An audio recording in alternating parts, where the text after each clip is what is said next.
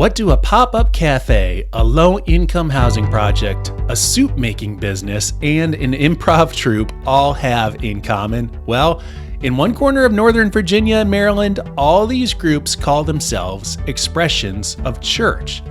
Does that sound a little weird?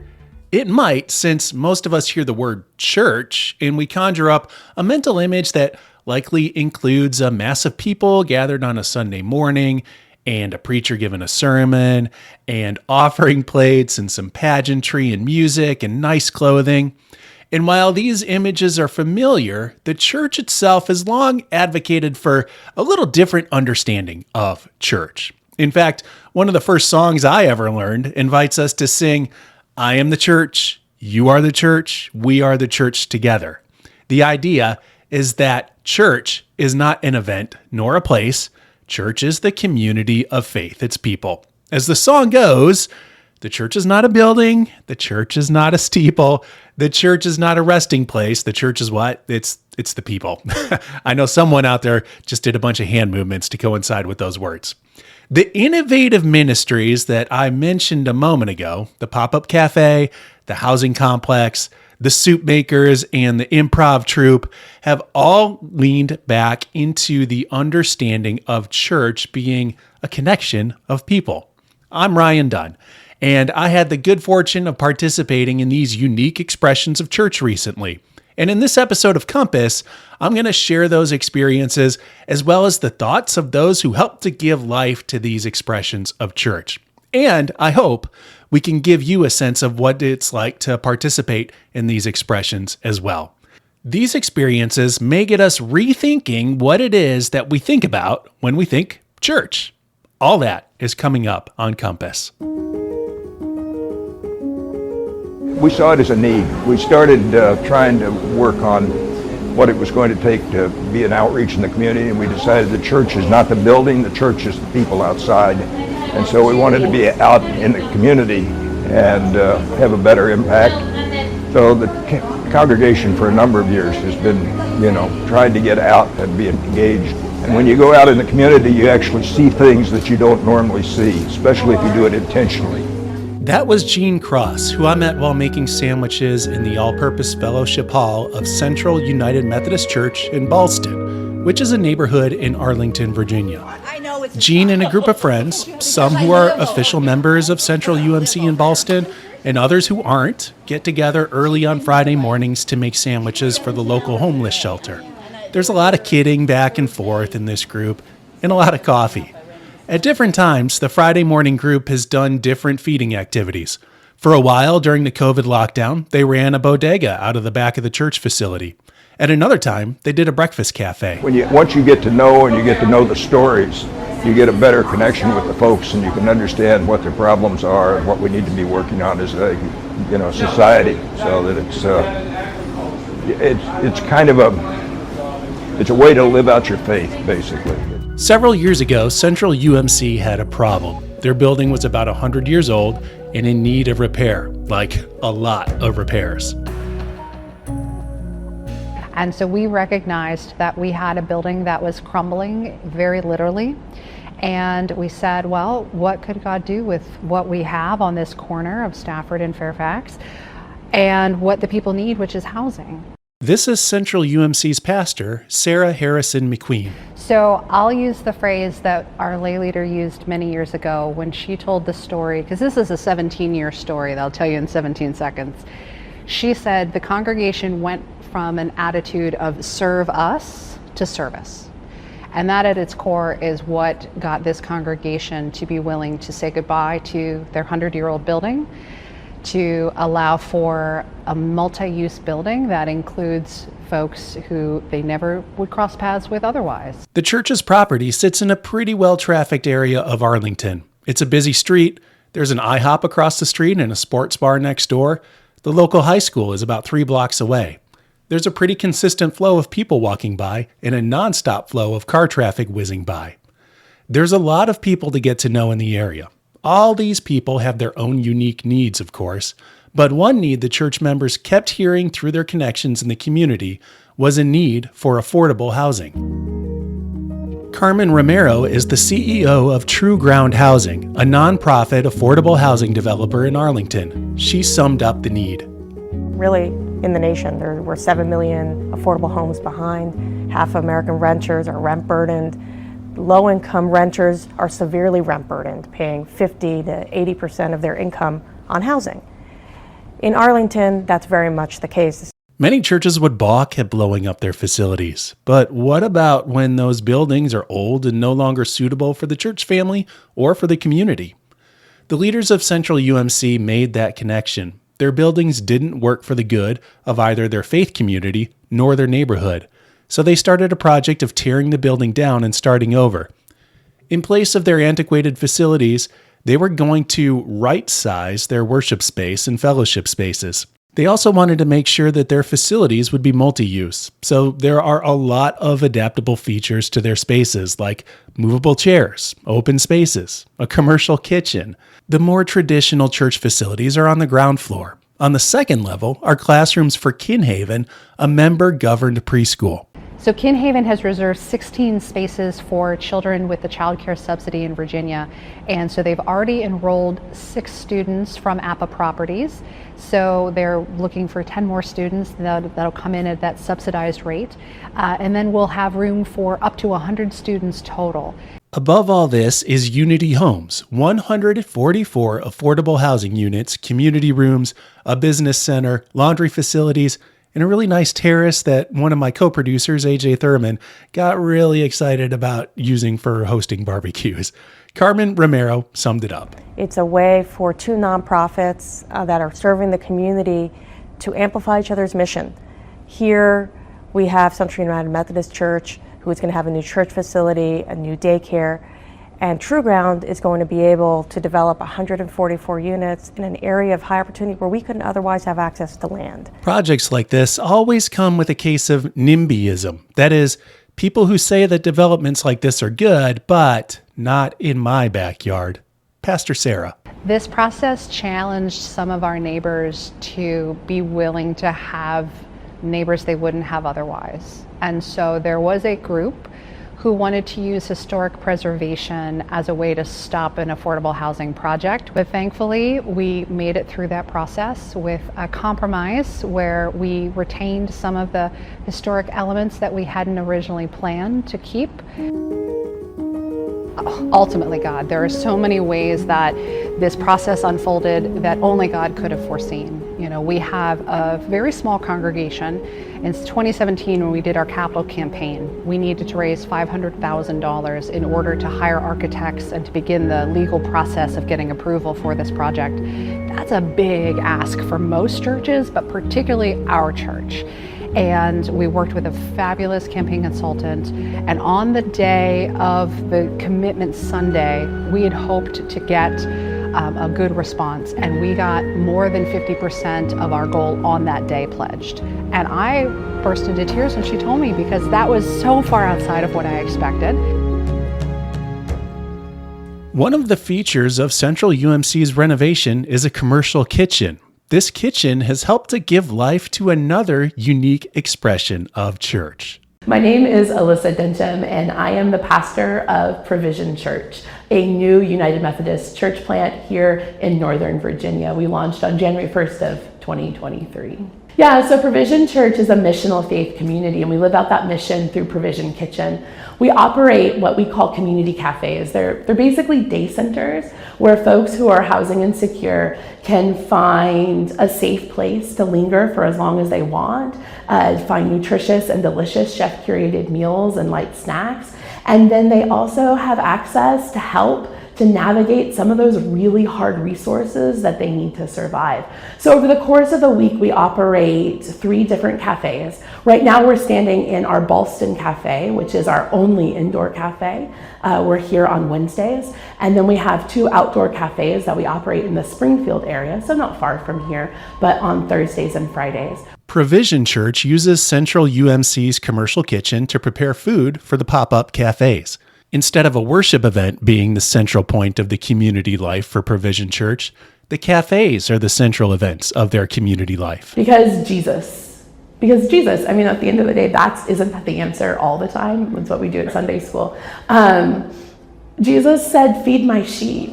And then Jesus also said, tend my sheep. And you kind of have to do both of those things if you're going to live and walk and try to follow the way of Jesus. And so we gather at tables because that's what Jesus did, to have meals with people because that's what Jesus did, so that we can learn more about what it means to be in community, not just with God, who we love, but with our neighbors, who we need to know better. Much like Central UMC, as Provision Church members got to know their neighbors, they asked questions about what their neighbors needed. And in listening, they found that their neighbors needed assistance in navigating some of the administrative and social barriers to get what they need. They needed companionship and an advocate. In the hierarchy of church staffing hiring, often churches start with hiring a pastor. Provision Church is no different there. Pastor Alyssa was the first employee. But from there, the church might hire an administrator or a worship leader or a youth pastor. Provision Church hired a social worker. Specifically, they hired Jesse Lee. My role is Director of Community Connections, which originally was to basically pool resources from different organizations within the community. And then it kind of turned more into case management. As I hung around at one of the cafes, Jesse helped one cafe participant locate a muffler for his van so he could use it in his handyman business. Jesse also helped another participant get times and locations for citizenship classes. Another participant got help in putting together a transportation plan for getting children home from school while she went to a counseling session. But Jesse notes that the biggest rewards come when it's not just the church staff helping people. They help each other. One guy said he wanted to go to detox, and another guy said, I'll take you on the bus. And they're both unhoused, and they're like using all the resources they can to help each other. So they took him on the bus, and then they got off at the wrong stop. The guy, he's a really huge guy, like 300 pounds, just like mostly muscle, carries the guy into an Uber that he pays for to take him the rest of the way to the detox program. Now, in some ways, this begins to sound like a social service. So I asked people, what makes Provision Church a church? Pastor Alyssa offered this. I think most people come because they think they're going to get a free meal, and they do. That's why we offer it, right? But what they show up here and they receive and they then begin to participate in is a community. We have folks who a year ago didn't know each other, like literally didn't know each other. And right now, if there wasn't a cafe, still would have no reason to know each other. But when somebody is in crisis, they come alongside each other in a way that you only do because you feel like you know someone and you trust them really well. And the space of the cafe offers that to people. Once community and connection are established, it quickly turns spiritual. Jesse told me this story. I can tell you a million stories, but something that was really special to me was we were just chatting at the cafe in Springfield, and this other guy next to me was having some separate side conversation while I was having some other conversation. He turns and looks straight at me and says, I want to get baptized right now. You need to take me to the church, and I need to be dunked. He used that word. And that was just really cool to have a community member kind of just have that like, oh, I need to have this happen right now moment. Speaking of being in the moment, improv comedy is an experience of total immersion in the moment. There is no script, there's only impulse and reaction. One of the rules of improv is that there are no bad ideas. I wish we embraced that ethos a bit more within the church, especially in relation to people. The Vine Church in Dunloring, Virginia, lived through that perspective.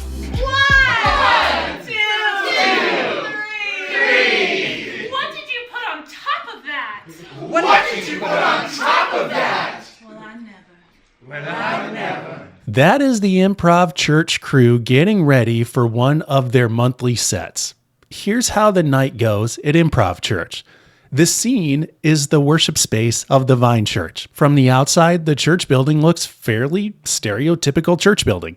It's a brick rectangle with a steeple, some stained glass. Inside the sanctuary, the pews have been removed, though. A platform serves as a short stage.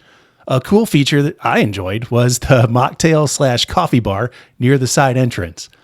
On the particular evening our team visited Improv Church, there are about 60 people in attendance.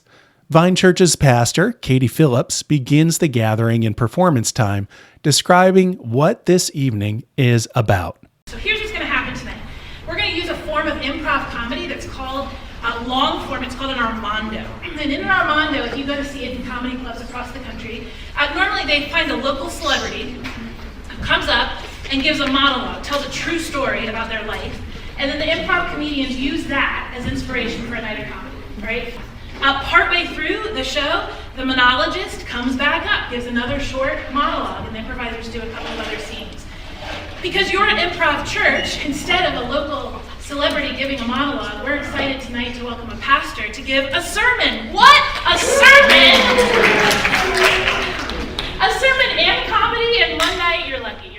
A short sermon or homily follows. Tonight, it's given by a guest preacher, Reverend Jonathan Page. But hey, we're going to read a scripture today from the Gospel of Matthew. So Matthew chapter 5, verses 38 through 42. What I want to preface this with is that for a long time, this has been one of my least favorite passages in the entire Bible. Then, hilarity and hijinks ensues. First up, we have the Chanel model doing their lovely dance down the runway. And we've heard this one is really special. Oh, yes. It's giving playtime. It's giving colors and primary colors. Thank you so much, Chanel model. The skits or acts include some elements or visualizations from Reverend Jonathan's sermon. He preached on the portion of the Sermon on the Mount where Jesus talks about how if we are struck on the right cheek, we should turn and offer the left cheek as well. Or if we're forced to walk 1 mile, we should walk another. There's a skit that includes a Fight Club scene with people being joyfully struck. There's another skit where a family begrudgingly takes on a hike and picks up more hikers on their group as they add on mile after mile. Pastor Katie is one of the improv performers, but she also easily moves into a pastoral role when inviting Improv Church congregants into receiving communion. This dual role that Katie plays has an impact on the congregation in providing a personal sense of connection to the improv events. It also has a fascinating effect on Katie's fellow performers. This is improviser Peter Bergen. It's great to see my friend Katie, who I know is a great improviser, great at something else, and that's being a pastor. And what I think she's great at is making church and religion accessible while not making it stuffy, but the message never gets compromised. First, we want to invite you to the communion table. This is a worship service. We know it's different probably than other worship services that you have been to, but this is Vine Church, and we fundamentally believe that God is good, that God calls us and invites us into a community, and that in this work of sharing and learning and growing and caring for one another, that we get to learn and experience more of who God is. The improvisers concluded with one last segment, which included audience participation through suggested lines. The night was fun. I enjoyed getting a look behind the scenes at an event like this. I wondered, though, how was this perceived by some of the congregants? Was it a performance for them? Was it a fun night out? Or was it church for them? We spoke with Jeremy Hancock after the event about his perceptions of Improv Church. Yeah, I think you still get all the same elements of church. You get a little bit of a sermon, you get communion, and a lot of stories in between that all ultimately get connected. And I think ultimately it's a way to connect with people, and that's what church is all about on Sunday mornings. A congregant named Kara added this. I think the upfront mini sermon kind of grounds what this is all about.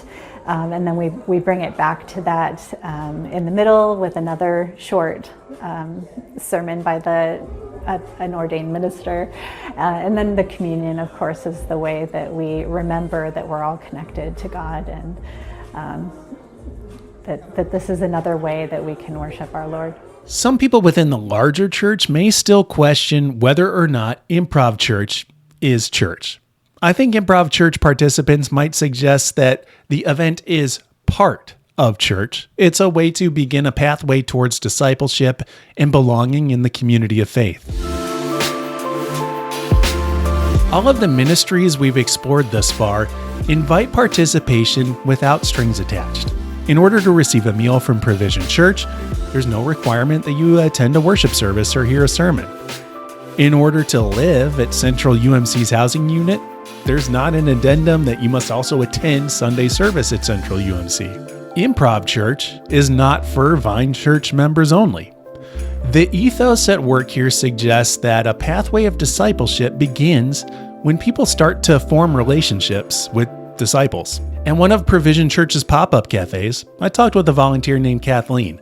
She offered her job description. I just sit with people. I try to start conversation. I try to smile as much as possible and be welcoming and learn people's names. They really have a philosophy of personhood and value and giving people worth. And I just try to manifest that. I don't actually do a ton. Maybe I'll pass somebody a meal or, go get some extra supplies. But mostly I just try to make a lot of eye contact and make people feel valued and like I care about them. Improv Church uses the allure of laughter as an opportunity to hang out with people and invite them to do what disciples of Jesus do.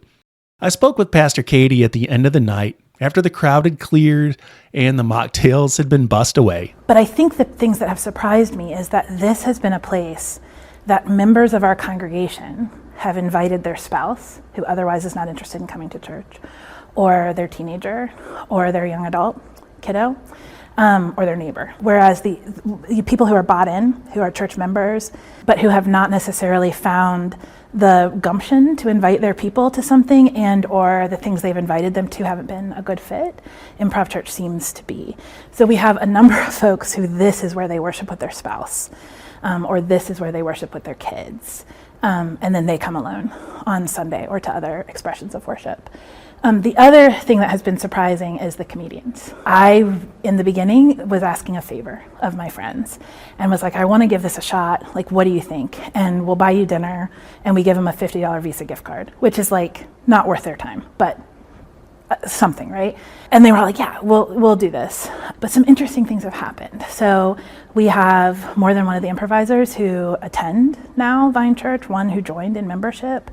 I've officiated at the wedding of two different couples who are comedian couples who are part of Improv Church, and just kind of been invited into faith conversations with folks for whom attending church is completely countercultural and seemingly ridiculous otherwise. So that has felt really extraordinary to me. We have one of the improvisers after the third show sent me a text like at midnight back home after cleaning everything up. And the text message said, this is the third time I've heard you talk about this Jesus guy. I'm starting to wonder if there's something there for me. In the vein of hilarity and hijinks, here's my transition to our next topic. It takes a number of ingredients to pull church together, but maybe these various ingredients make church robust and exciting. Kind of like a good soup is the right blend of various ingredients. So let me tell you about Coop Soups. Boom, transition. As you can see, it gets a little messy, but you make big chunks like this, and hopefully it all comes together. Doesn't matter what, every week we do this, all these things get all thrown about, and all of a sudden becomes an awesome soup. So that's Doug, one of the soup preparers who joined us for the preparing of a tomato lentil curry in the basement kitchen of a church in Maryland. It's here that we'll have our experience with Coop Soups. The way the soup started was it started in a dinner church in our apartment, and I started making soup because it's easy to add a potato to if you hear someone else is coming. It's also pretty relatively low cost. All the ingredients don't necessarily stretch a budget too far. And then now that I've been in the process of making soup a while, one of my favorite parts of that process is when all the ingredients are in the pot and there's nothing else for you to do, and they do their own thing and turn into soup as we know it.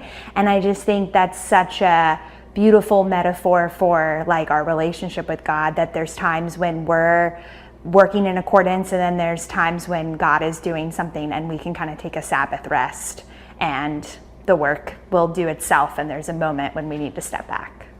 That is Reverend Kristen Cooper, the founder of Coop Soups. We spoke just after she and a group of volunteers prepared several gallons of tomato lentil curry soup for a feeding ministry in Maryland. Preparing soup for those in need is part of what Coop Soups does, though there's something more to it as well. God of grace, thank you for this day, this opportunity to encounter your grace in the soup making process as we interact with tomatoes and cilantro and lime juice, and also to encounter your grace in the faces of those we are going to cook with, and those that are in spirit here with us that will be eating the soup beyond just today. We ask that we grow more into your love today and beyond. And we say all this in Jesus' name. Amen. You don't need to be a member of any particular church to be on Coop Soups prep team. In fact, I met participants who didn't profess any kind of religious belief. They just wanted to participate in something meaningful that was helping other people and creating community. Probably a central part of our ministry is being at the farmers market. So this is where we really practice loving God and loving our neighbor. And we believe that in that process of getting to know our neighbor face to face in the farmers market setting, that God is communicating to us and encouraging us to listen and discern to the Spirit, and then we respond in accordance. We have a customer named John who has been with us from the beginning. So we launched in 2019, and in 2020 he came up to us at the market and he said, I just looked at your website for the first time and I saw that you're a church, and I have nothing good to say about the church, and I have everything good to say about what you're doing here. And his only experience of us was how we treated and related to our neighbors in the farmers market space. There's all these touch points, like at the farmers market when we're talking about our week, in the soup making process, in the connecting to like our local farmer and what's in season. There's just all these moments of encountering God's grace and being invited again into deeper intimacy with God's love. And I believe that can happen in a traditional church setting and outside of a traditional church setting, but God is beyond both settings. The preparation is something of a holy process as well. Provision Church's Alyssa noted that Jesus often met others around a meal. Pastor Kristen noticed that as well. In that process of making soup, it's just a really natural way to get to know one another and create a space of belonging. So I think it's something as practical as like when you're chopping an onion, you're not making eye contact. So there's like an invitation to kind of be a little more relaxed and a little more vulnerable. There's also you hear a lot of people's health stories and stories around food and family food traditions, and so it's just this natural way to get a whole picture of like, who is this person in front of you and what excites them and what's their history. And then we always eat the soup. So anytime I make soup with somebody, we always sit down and eat the soup. And that's really important to us because it again is about this is about slowing down. It's worth noting that Coop Soups cares deeply for people, but they also seek a holistic care for the environment. The tomatoes, which form the basis of our curry, were all second tomatoes, meaning that they were tomatoes that weren't going to market and would otherwise go to waste. Coop Soups has connections with several area farmers who will donate produce like this so that Coop Soups gets cheap ingredients and something good comes out of a product that would otherwise be thrown away. In a way, that's a bit of what these expressions of church are doing.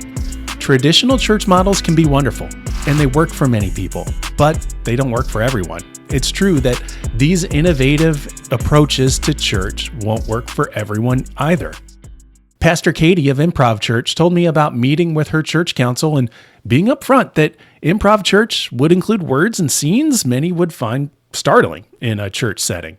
They gave her the go-ahead anyways, recognizing that the culture inside the church was not reflective of all the niches of society. we have this incredible opportunity and invitation to be inviters, to be tellers, to be sharers, to be witnesses, to be community with folks in a unique way around the truth of who Jesus Christ is. So I really thought through, like, what is worship at its core? And so I went back to like Seminary 101, like a fourfold pattern of worship. So all of the expressions that Vine does here, that are worship services, yoga worship, diner church, dinner church, improv church, like in any of the different things that we've tried in Biblers, follows a fourfold pattern of worship. So we try to be really thoughtful about this work of inviting and what it means to share the word, right? And how we then respond to that and how we send people forth. We're sending you forth with that. If you're interested in learning more about any of these ministries, links are in the show notes for this episode at umc.org. I'd encourage you to reach out to the respective leaders of these ministries. They were all super responsive to me and willing to talk about the strengths and struggles of what they do. If this episode was meaningful for you, we've got a couple more Compass episodes that you're likely to enjoy. Our most recent episode to this one, episode number 140, is a talk with Reverend J.J. Warren about church in digital spaces. Or you may also get something out of episode 111, which was a standalone episode I did about why people are leaving churches. Again, my name is Ryan Dunn. Thank you so much for joining me on this journey. For this episode, I need to give a big shout out to AJ Thurman, who ventured over to Virginia with me and is responsible for all the recordings that you heard. I'm going to shout out Ricky Barrow too, who's working on pulling all of our somewhat random video clips together into complimentary videos for each one of these ministries. So be on the lookout for those on umc.org. Compass is a production of United Methodist Communications. We do new episodes every 2 weeks, so I hope you'll join us again in 2 weeks' time for another journey into the surprising ways we might notice God in our day-to-day lives. In the meantime, peace to you.